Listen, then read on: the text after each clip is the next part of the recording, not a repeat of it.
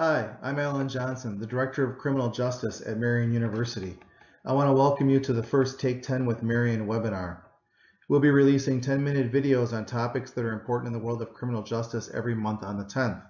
We hope you enjoy these videos and can use them in your continuing education. Our first video comes from Chief Rick Myers, who has served as Chief of Police for the City of Newport News, Virginia since January 2014. He began his career in policing in 1977 and has been a police chief since 1984, leading agencies in Plymouth, Michigan, Lisle, Illinois, Appleton, Wisconsin, Colorado Springs, Colorado, and Sanford, Florida. Chief Myers received his bachelor's and master's degrees from Michigan State University. The chief is in his 8th year with the Commission on Accreditation for Law Enforcement Agencies, CALEA, and currently chairs the commission. We are proud to welcome Chief Myers as our first Take 10 with Marian guest speaker. Okay. I'd like to talk with you today for a few minutes about a topic that has certainly dominated the attention of many in our business lately. The topic is the critical importance of relationship building between the police and the communities we serve. Relationships that can result in trust and collaboration. Like so many things in government, we tend to be far too reactive, and we're seeing plenty of that about this topic, but I prefer to approach subjects proactively. While these may be flavor of the day buzzwords for some, I hope to make the argument that this really is nothing new, but in fact, a never-ending quest for success in accomplishing our mission.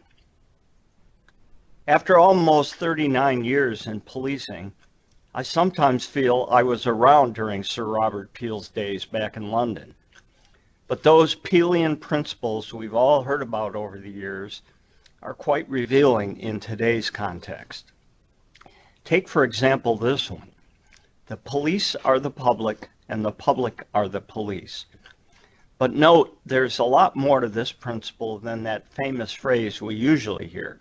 The rest of it is the police being only members of the public who are paid to give full-time attention to duties which are incumbent on every citizen in the interests of community welfare and existence.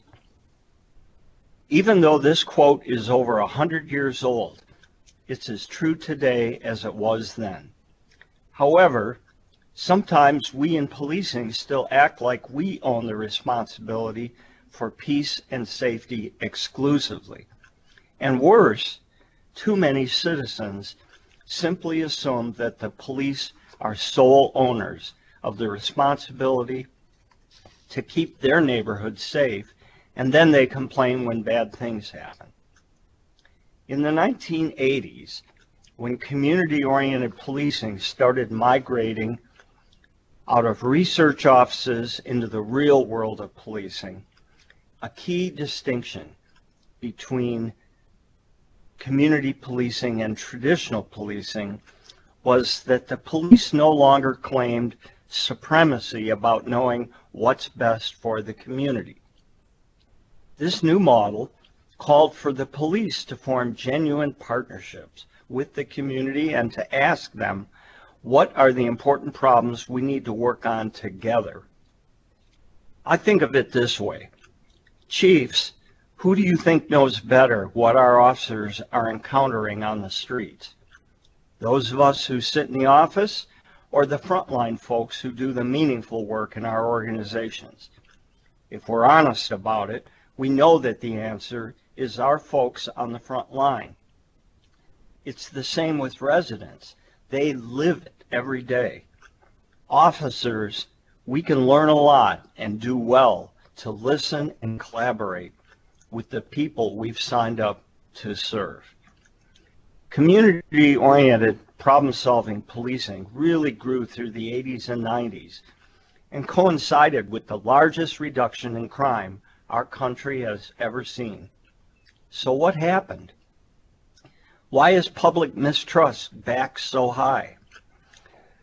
There's no single cause given the complexities of the 24/7 news cycle, the ubiquitous cell phone video cameras, and the other challenges police face today, such as gangs, guns, and drugs.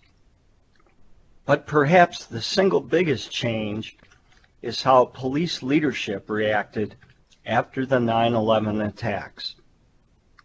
If you were in policing back then, you may recall that on September 10th, bias-based policing and racial profiling were among our biggest topics of debate in policing. On September 12th, it seemed our nation was imploring us to do more and better profiling to prevent future terrorist attacks. And police leadership forgot that we had been on a great journey of transforming policing and our partnership with the community, and immediately shifted back into the traditional policing mindset. The outcome we see today was, sadly, predictable. I know many of you have heard Gordon Graham, a famous police trainer on risk management, give his mantra, "If it's predictable, it's preventable." This is usually true. We need to prevent the further erosion of trust of the police, and we can by refocusing our energy on relationship building. In 20 to go to Sanford, Florida, in the aftermath of the Trayvon Martin homicide and assist that agency get back on its feet as the interim chief. What was initially described to me as a 3 to 5 month job resulted in a tenure of just under a year. I learned many things and will always be grateful for the honor of serving there. I'd like to share a few lessons from that experience. First, the highly public event that triggers a major community controversy, such as in Sanford, Ferguson, Baltimore, etc., is never just about that single event. Think of it more as a pressure valve going off after a sustained period of time as the pressure built and built. To reverse it, you need to study and identify the root causes and concerns and address them robustly. In Sanford, there had been decades of institutional racism, and the community finally said, enough.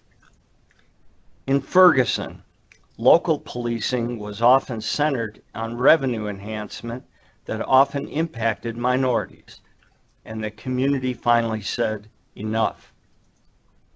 In Baltimore, there was long-standing mistrust between the African American community and the police. The community again said, enough. To engage the disenfranchised, be prepared to withstand a prolonged period of anger, often accompanied by a barrage of verbal aggression. Meaningful dialogue cannot take place until people know they are being heard and listened to, and only then will they be ready to listen and dialogue back. Third, trust has to be earned. It can't be demanded. It isn't earned by rank or authority. No one trusts someone that they don't know. Trust only solidifies through a relationship. Fourth, respect is a lot like trust. To get it, you have to show it. Fifth, relationships take time to develop. Like gardening, one has to plant the seeds, care for the seedlings, nurture and fertilize the emerging plant, and then provide ongoing care and maintenance. You can never assume that a relationship can be sustained without effort. 6, the relationship a police organization has with its community cannot be premised on any one person or unit within the department. Everyone who interacts with the public will define the relationship with each and every human interaction. Leadership needs to set an organizational expectation, and frontline personnel need to bring policy to life in their daily acts. We all own this. Next, there's an old expression: when all you have is a hammer, everything looks like a nail. Far too often, we in policing look only at our, quote, law enforcement, unquote, responsibilities, and not at the full picture of what policing means. The law is only one of our tools. For example, every conversation we have does not need to begin with, "Show me your ID." Eighth, most of today's police officers have noble intentions and very little sense of the history of past abuses by the police prior to the civil rights era. However, many of the minority members of our communities have heard stories by trusted family members that significantly impacts the lens through which they look at the police. We cannot compound this implicit bias towards the police with bias of our own, nor should we take this personally. Our best role is to demonstrate the fairness that we hope defines policing today. I know many of your agencies may be looking closely at the recommendation that came out from the President's Task Force on 21st Century Policing. I encourage you to digest this carefully. You may disagree with some of the recommendations, but rather than dismiss them outright, let them be the source of meaningful dialogue within your agency on what fair and just policing looks like in your community. You may even want to engage community members in that discussion. In closing, let me say that I've long felt in all ways of our lives, business, personal, financial, school, church, friendships, everything that gets done successfully is done through relationships. I hope this brief presentation was a useful reminder about the importance of the relationship we have with our community. Thank you, be well, and be safe.